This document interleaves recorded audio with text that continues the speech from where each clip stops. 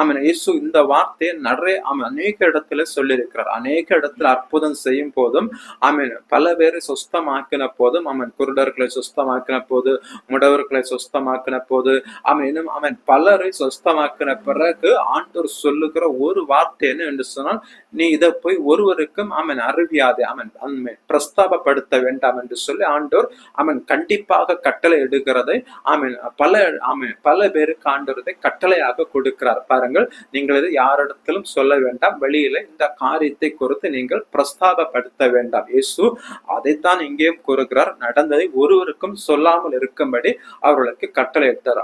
பல பேருக்கு சந்தேகம் இருக்கலாம், இயேசு இப்படிப்பட்ட பெரிய அற்புதங்களை செய்தார், ஏன் இயேசு இதை வெளியே பிரஸ்தாபப்படுத்த வேண்டாம் என்று சொல்லுகிறார் என்று சொல்லி பிரஸ்தாபப்படுத்தினால் இயேசு நாமம் மகிமைப்படும் அல்லவா, அதன் மூலம் அநேகர் இயேசுனிடத்தில் விசுவாசம் உள்ளவர்களா இயேசுனிடத்தில் கடந்து வருவார். அப்படி என்று சொன்னால் இப்படிப்பட்ட அற்புதங்களை எல்லாரிடத்திலும் சொல்லும் போது எல்லாரும் இயேசுவை நம்புவார்கள், எல்லாரும் இயேசுவை விசுவாசிப்பார்கள், எல்லாரும் இயேசுவை ஏற்றுக்கொள்வார்கள்.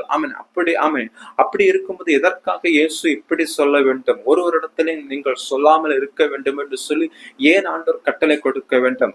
தேவன் அற்புதம் செய்த பல இடங்களிலும் இந்த கட்டளை கொடுத்திருக்கிறார். நீங்கள் இது ஒருவருக்கும் சொல்லாதபடி எச்சரிக்கையா இருங்கள் என்று சொல்லி பல பேருக்கு ஆண்டவர் எச்சரிப்பு கொடுத்திருக்கிறதை பார்க்க முடிகிறது. பாருங்கள், அதற்கு முக்கியமான காரணம் ஏற்கனவே பார்த்ததுதான். முக்கியமான காரணம் என்னவென்று சொன்னால்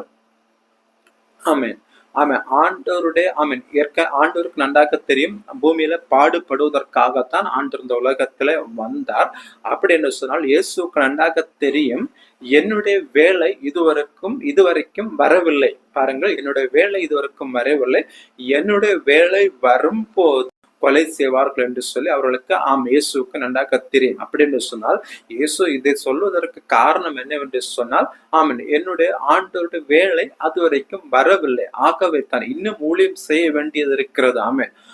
இன்னும் ஊழியம் செய்ய வேண்டியது இருக்கிறது, ஆகவே தான் ஆண்டவர் ஒருவருக்கும் அறிவியாதபடிக்கு பாருங்கள் என்று சொல்லி இயேசு கட்டளை கொடுக்கிறத நம்மால் பார்க்க முடிகிறது. பாருங்கள், ஒருவேளை அந்த இடத்துல எல்லாருக்கும் பிரஸ்தாபப்படுத்தி எல்லாருக்கும் இயேசுவை பற்றி எல்லாருக்கும் தெரியும், இயேசு செய்த அற்புதங்கள் அடையாளங்களையும் எல்லா இடங்களிலும் எல்லாருக்கும் தெரிந்திருக்கும் போதும் இயேசுவால மட்டுமல்ல எந்த நபராலும் சரி. பாருங்கள், நாம் இந்த உலகத்துல பிரபலமா இருக்கிற நபர்களை எடுத்து பார்த்தோம் என்று சொன்னால் ஒருவேளை கிரிக்கெட்ல டோனியாக இருக்கலாம், விராட் கோலியாக இருக்கலாம், இல்ல சினிமா நட்சத்திரங்கள் விஜயாக இருக்கலாம், ஏதாவது ஒரு நபராக